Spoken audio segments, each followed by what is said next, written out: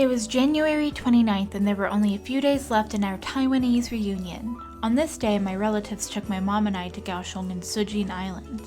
At this point in the trip, the coronavirus had finally reached Taiwan and it suddenly became very real. Although people already wore masks in Taiwan, I noticed as each day went on, more and more masks were being used.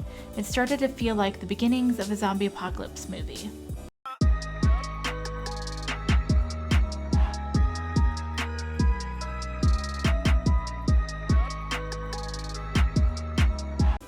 But thankfully, it wasn't.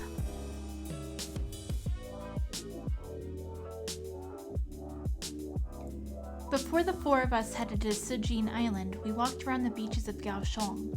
I even saw Herbie, which was pretty epic.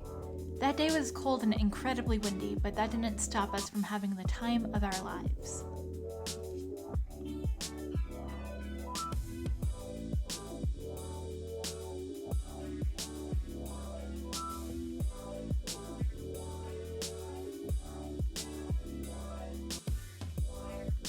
Once we boarded the ferry and arrived in Sujin, we rented a 4-person motorized bicycle and did a driving tour of the island.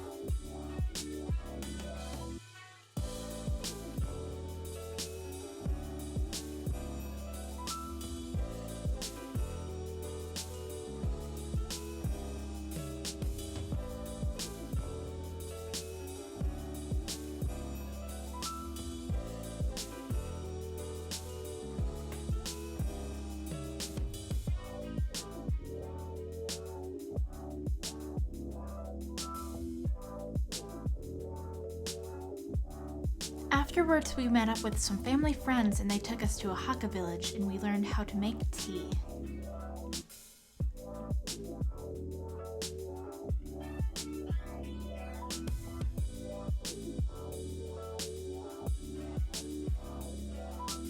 It consisted of tea leaves, rice, flour, sesame seeds, and some other ingredients. We each took turns grinding up everything into a fine powder.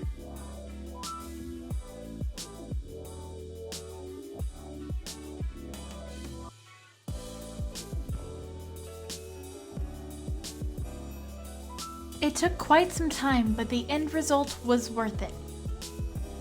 Once we were done getting an arm workout, we went to this flower field that looked like a slice of Europe. The field was fertilized by goats that were just down the road. The smell of goat poo overpowered the smell of flowers, but the view made everything worthwhile. We were having such a blast, but unfortunately had to bring the day to an end. My mom, aunt, and I took a train home and prepared for the next day in Hualien.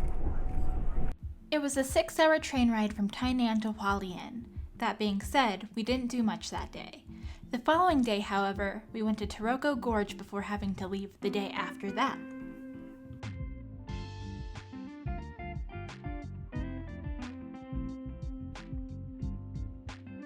I couldn't believe my eyes when I saw how crystal clear the water in the depths of Taroko Gorge was.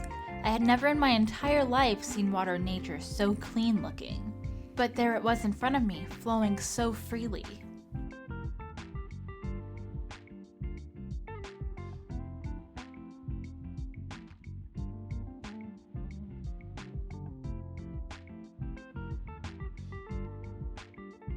Even though I was enjoying my time at Taroko Gorge, I was most excited to see Hualien's beaches. Prior to the trip, my mom told me just how beautiful that side of the island is. I couldn't wait to see it for myself. And boy was she right. I wonder if that's how Brooke Shields felt filming the Blue Lagoon. If so, I was Brooke Shields in that moment, minus the being shipwrecked part. Oh my gosh.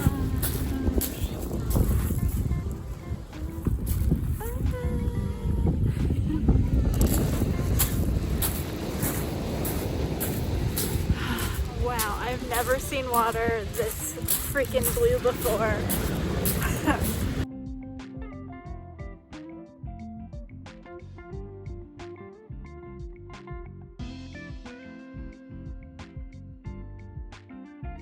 We were finally headed back to the city.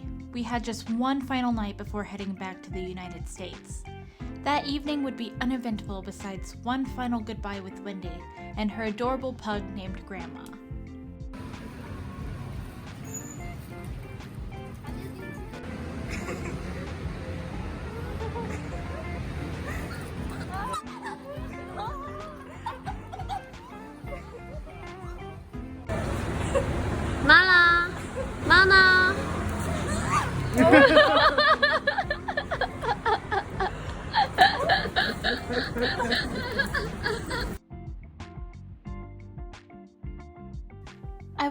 say goodbye to Wendy, especially since we didn't get to spend that much time together.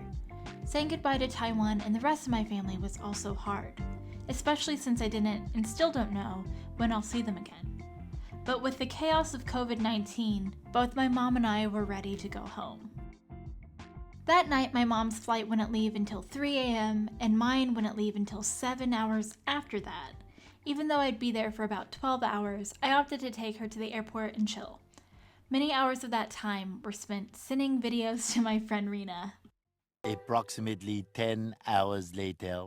After what felt like an eternity, I was on the plane headed to Japan.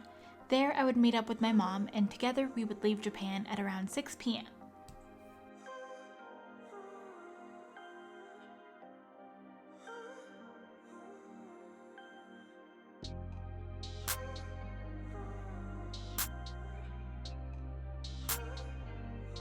It was just our luck that we would be living another Groundhog's Day.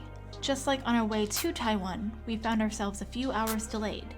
So instead of leaving at 6 p.m., we would be leaving a few hours after that. We were informed that because Narita has a noise ordinance, our plane would have to be in the air at exactly midnight, not 1 second later. The United Airlines staff did their best to board us in time, but due to different variables adding to the chaos, all of the passengers had to be quick, and there were a lot of us.